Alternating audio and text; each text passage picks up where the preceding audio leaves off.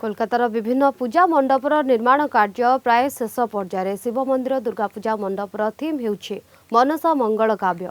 ଏହି କାବ୍ୟ ଆଧାରରେ ମଣ୍ଡପ ନିର୍ମାଣ ହେଉଛି। ଅତ୍ୟନ୍ତ ଚିତ୍ତାକର୍ଷକ ଓ ଅନୁପ୍ରେରଣାଦାୟୀ ଏହି ମଣ୍ଡପ ପରିସରରୁ ଅଧିକ ସୂଚନା ଦେଉଛନ୍ତି Kalinga TV Kolkata bureau head Pramod Mohanty.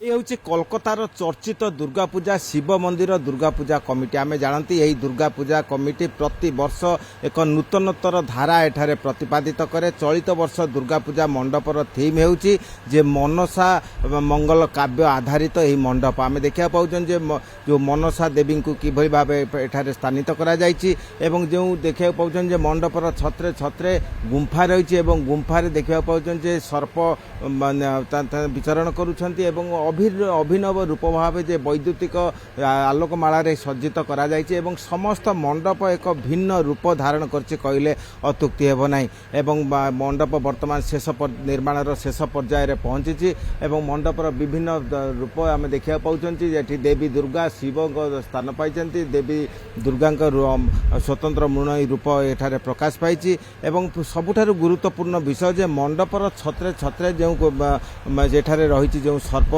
स्थान पाई हुंकार जो रूप देते अभूतपूर्व कहले अत्युक्ति हेब ना। एवं मंडपर विभिन्न दिग को वर्तमान चर्चा मध्य आसी स्वतंत्रता रही नारी शक्तिर जो स्वतंत्रता नारी शक्तिर जो उजागरता एवं वाणिज्यर जो रूपरेख निष्ठा समस्त प्रकार एठारे रूपरेख देती मनसा मंगल काव्यर विभिन्न रूप को प्रतिपादित रही। आम उद्योक्ता मान पचारा ये मंडप तैयारी कि बोलें नमस्कार আমি শিব মন্দির থেকে বলছি সার্বজনীন দুর্গা উৎসব সমিতি থেকে।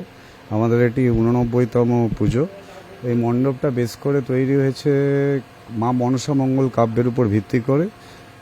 একসময় এই সাপের বিভিন্ন মনসা মঙ্গল কাব্যের উপর ভিত্তি করে নানান গান তৈরি হতো। এর উপর গান তৈরি করে বিভিন্ন জায়গায় এটা গান গেয়ে গিয়ে নানারকমভাবে আর্থিকভাবে তারা সাহায্য পেত। কিন্তু বর্তমান সমাজে এটা আর সেরমভাবে এই গান মনসামঙ্গলের যে বিষহরি এবং বিষহরা আমাদের অ্যাকচুয়ালি থিমটার নাম বিষহরি এবং এই বিষহরা গানটা খুব প্রচলিত ছিল আগে।